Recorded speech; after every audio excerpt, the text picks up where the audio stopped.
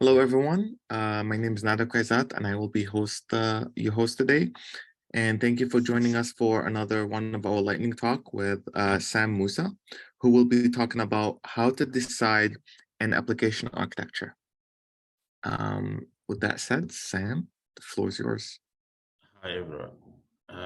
My name is Sam Mousa, software engineer. I'm more than happy to share some knowledge with you today with a lightning talk. I'm going to talk about how to choose an architecture design if trying to build a new system or something like that. Here is our agenda today. We'll talk about available qualities, how you are going to choose your qualities, and we are going to show some architecture style and patterns. Any question if there's any. Okay, first of all, it's quality. We can talk about it like if you have some definition in the real words, but we want to convert it for something everyone understand. In and here is a whole list for is a variable quality we can choose between them.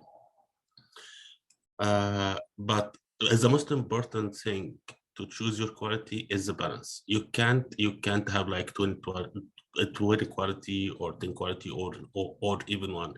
It's supposed to be between 3 to 7, but the best quality you can choose from it should be 5. Also, you should have balance between your business and logic knowledge and your software. You can't go design any system before you know what is the requirement exactly and what is needed and how is the system works. So this is the most important thing before you start design any system. Now we are going to go for how to choose. First of all, we need to see the stakeholders. This is anyone impacted is this system like users, customer, developer, application architecture, project tester, and many of this. We need to go to talk to them, and everyone has its own preferences. Like the user is he take care about performance, reliability, usability. Also, the most important thing for the customer it will be the price and the feature you can give to him. Is a project supposed to be on time? Is a project supposed to be stable? And how you can maintain it if it's failed, and so on. First of all, you need to make your workshop. You be clear with your goals, which is prioritize your quality, and you should be clear you have a connection between all stakeholders. Everyone can talk to each other between meetings and agenda and this stuff.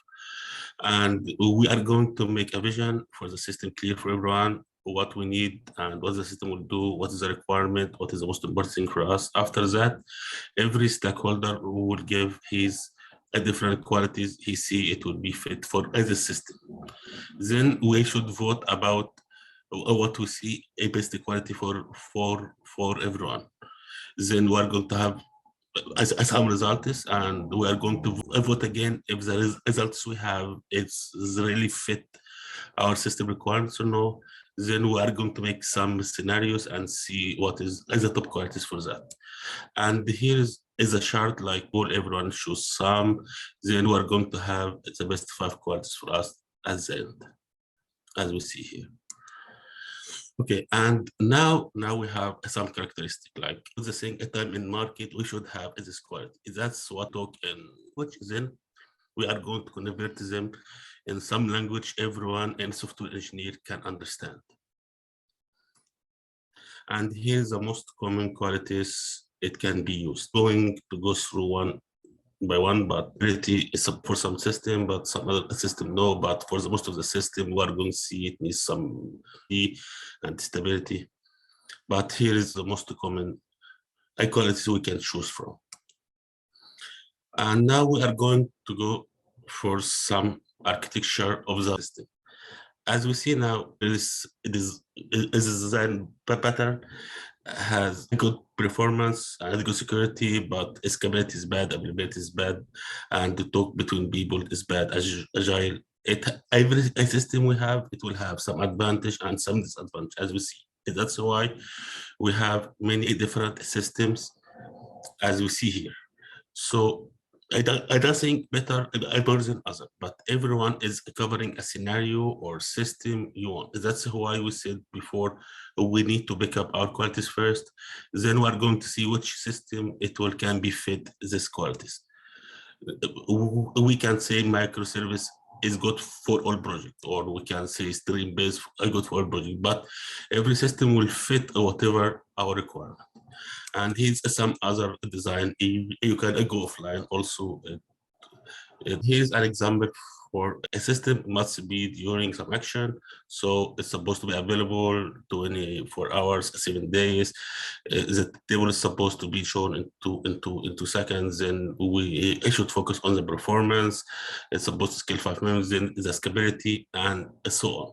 Your qualities will be clear and your system will be showing what you need more. And in the conclusion, we can say this is system design, it can fit everything. And in the beginning, we should be carefully when we use our quality, and it's about to be in balance. Also, we should know about the business logic as much as we know about our design. Links if you need, and thank you so much, everyone. Great. Well, thank you, Sam. That was really good. And, it's definitely interesting to see how, different designs and different architecture out there. Every app does require, there are a lot of standards out there and a lot of industry recommendations. However, there are some cases where, you need to look at the exact business, how they work as teams and all that. But that was really interesting. So thank you for showing us that. And thank you all for joining us today. Just remember, we do lightning talks every Thursday at 5:15 Eastern time. And next week, join us in for the Jetpack Compose, which was supposed to be a couple weeks ago. That's what we will be doing next time. So join us next Thursday for Jetpack Compose. And with that said, I hope you have a great rest of the evening, and we'll talk to you soon.